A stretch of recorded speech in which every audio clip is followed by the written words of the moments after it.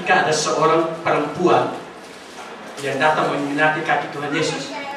Kemudian ada murid Yudas di situ dijelaskan bahwa Yudas bilang, daripada kau tuang minyak itu ke atas kepala Tuhan Yesus dan 400 dinar itu hilang seketika itu, lebih baik kau beli, kau kasih, kau jual itu menjadi kau tukar itu dengan uang dan kamu persembahkan untuk fakir miskin. Itu pemborosan katanya. Kemudian Tuhan bilang, gak usah. Dia tidak melakukan pemborosan karena dia melakukan itu. Penjelasan di bawahnya, Yudas melakukan itu oleh karena bukan dia konsen sama fakir miskin, tetapi karena dia sering mencuri uang di dalam kas. Coba bayangkan, sikap rohani dibalut di dalamnya ada curi, ada potensi, ada kelebihan, tapi kelebihan ini dipakai untuk menutupi kekurangan di dalamnya. Maka di sini kita harus hati-hati. Jangan sampai kita berpikir bahwa kita punya kelebihan dan tidak akan mungkin kelebihan itu membuat saya jatuh. Tapi saya menemukan kebanyakan orang jatuh di dalam kelebihan-kelebihannya. Salah satunya adalah sombong. Betul? Kelebihan memberikan sebuah potensi untuk kita sombong. Iya. Ketika orang bilang begini, lu gak tahu gue ini siapa, kemana-mana pakai celana levis. Ya, lu gak tahu saya ini siapa, lihat dompet saya di tebal, sampai-sampai satu celana gak muat. Ya, kadang-kadang kita ketemu dengan orang itu mulai ngomong, kamu gak tahu, sebelum saya datang ke Jepang, kamu tahu saya kerja di mana, tahu? Belum cukup dia bilang begitu. Enggak tahu, bukan dia mah. Saya juga pernah di Pertamina, kerja di perusahaan Pertamina, walaupun hanya isi bensin. Enggak apa-apa, yang penting kan Pertamina, gitu kan. Yang penting dia mah, walaupun lap-lap motor itu kalau pagi-pagi sebelum keluar kan lap-lap dulu, tau? Iya. Ada yang dari kampung datang ke kota, kemudian setelah itu dia pulang ke kampung, dia bertanya, kau kerja apa? Oh, saya punya perusahaan. Kamu baru berapa bulan kamu punya perusahaan? Iya, saya punya perusahaan. Perusahaan apa? Warung Bidadari. Warung Bidadari. Kalau naik metro mini ada orang yang bawa jualan. Kamu kecil Warung Bidadari. Kalau datang permen, ini mentos dan lain sebagainya dan lain sebagainya. Belum lagi diisi dengan nasi goreng panas dan lain sebagainya. Betul tak? Itu kan namanya usaha Warung Bidadari. Yang penting namanya usaha. Ini kan kesombongan, kelebihan, hati-hati. Kesombongan, semakin Tuhan pakai, hati-hati. Kesombongan itu ada. Maka jaga diri. Semakin orang punya potensi banyak, hati-hati, potensi kesombongan itu lebih banyak. Dan itulah kerja Tuhan. Maka hidup ini lebih enaknya bertanya sama Tuhan sebelum makan, berdoa sama Tuhan sebelum dilangkah. Sehingga setiap potensi-potensi, baik kelemahan, baik kelebihan, tidak menjadi kesempatan bagi iblis untuk menghancurkan hidup kita. Ya, saya tetap percaya dan saya tetap pegang komitmen begini.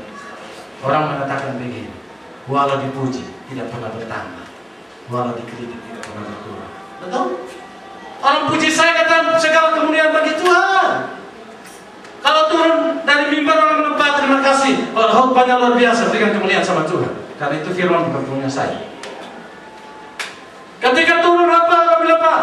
Bagus tetapi agak jelek. Saya katakan puji Tuhan buat kejujuran dan segala kemuliaan bagi Tuhan. Doakan saya supaya ke depan itu lebih baik. Bagi saya dipuji pun tidak pernah bertambah, apalagi puji diri. Betul? Kadang orang sudah tidak puji. Kemana-mana dapat orang tidak puji kita puji diri sendiri. Saya percaya di sini tidak ada, tapi di tempat lain seringkali ada. Betul? Ya. Akhirnya apa dijulukin? Oh, makan puji. Tante makan puji. Kalau tidak dipuji, tidak berkembang. Sombong. Jangan pernah itu ada. Ingatlah, orang puji kita tidak pernah bertambah. Kita puji kita pun kita tidak pernah bertambah. Orang kritik kita pun kita tidak pernah berkurang. Bahkan kritik itu memberikan kemajuan buat kita. Amin itu. Maka mari kita belajar untuk ini. Ingat kenapa kita harus bertanya, kenapa kita harus berdoa kepada Tuhan sebelum kita melakukan segala sesuatu. Sebelum Daud melakukan segala sesuatu, dia berdoa dan bertanya kepada Tuhan, karena Daud tahu hidupnya tiap-tiap hari penuh dengan peperangan. Iya, peperangan. Maka bangun pagi, katakan pada istri, kita doa dulu. Kenapa? Kita dalam peperangan. Siapa tahu kau perang dengan saya perang dengan kau. Jadi sebelum perang kita berdoa. Ketika selesai berdoa, tidak jadi perang dong? Iya, bilang begitu. Ada teman sekerja di tengah perang, kerja dalam training dan lain sebagainya. Bangun pagi, belum berdoa dulu. Jangan sampai kita sampai perang. Iya. Kenapa saya salah mengerti? Karena memang kau tidur tadi malam. Kecuali gigi ini bengkak. Dan saya pikir kau agak-agak sini sama saya. Hanya saya salah menafsirkan kita perang. Berdoa dulu. Ya, hidup kita penuh dan tiap-tiap detik adalah perang. Dan lawan kita bukan sesama kita, tapi iblis bisa bekerja di balik sesama kita untuk menghancurkan kita. Yang kedua, dan ini bukan yang terakhir. Yang kedua, yang kita belajar dari bagian firman Tuhan ini. Kenapa Daud harus bertanya kepada Tuhan? Daud harus berdoa kepada Tuhan sebelum dia masuk dalam peperangan. Ayat yang ke-18 dan ayat 19 mari kita baca bersama-sama supaya yang pingsan bangun. Mari kita baca bersama-sama. 1, 2, 3. Ketika orang Filistin itu datang dan mengejar wilayah Refaim, bertanyalah Daud kepada Tuhan, apakah aku harus maju melawan orang Filistin itu? Akankah kau serahkan mereka ke dalam tanganku? Tuhan menjawab Daud, majulah, sebab aku pasti akan menyerahkan orang Filistin itu ke dalam tanganmu. Kalimat yang indah dikatakan begini, apakah aku harus maju menyerang mereka? Kalimat yang tambah indah, akankah kau serahkan mereka ke dalam tanganku? Apa jawab Tuhan? Majulah, aku akan menyerahkan mereka ke dalam tangan. Nah, yang pertama Daud tahu bahwa hidup ini adalah penuh dengan peperangan. Tapi yang kedua, Daud sadar kemenangan yang dia miliki itu adalah pemberian Tuhan. Itu adalah anugerah Tuhan. Itu bukan karena usaha dia semata, tapi itu adalah pemberian Tuhan. Maka sebelum dia berperang dia tanya, Tuhan, saya mau maju apa enggak? Maju enggak? Maju enggak? Kemudian, akankah kau serahkan mereka ke dalam tangan?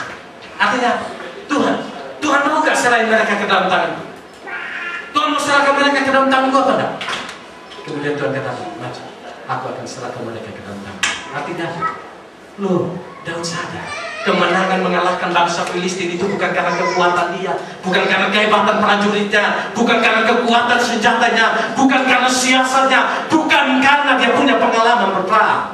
Tapi Daud sadar bahwa kemenangan yang dimiliki semata-mata adalah anugerah Tuhan, pemberian Tuhan. Kenapa? Daud sadar dia boleh berhadapan dengan bangsa Filistin, tetapi dia tidak bisa berhadapan langsung dengan pemimpin daripada Allah daripada bangsa Filistin. Dia tidak sanggup melawan itu dengan kekuatan. Maka dia tahu yang sanggup mengalahkan itu hanyalah Allah itu sendiri. Maka saudaraku, ketika Yosua rencana mau menyeberang ke daerah Yeriko dan masuk tanah Kanaan, dia Musa mengutus pengintai ke daerah Kanaan. Dan di sana kita melihat, ketika dia mengutus pengintai yang ada, mereka melihat satu tempat dengan cara pandang yang sama. Tetapi apa yang terjadi? Ketika mereka pulang, hanya Yosua dan Kaleb memberikan sebuah keterangan yang berbeda. Sedangkan sisanya mereka memberikan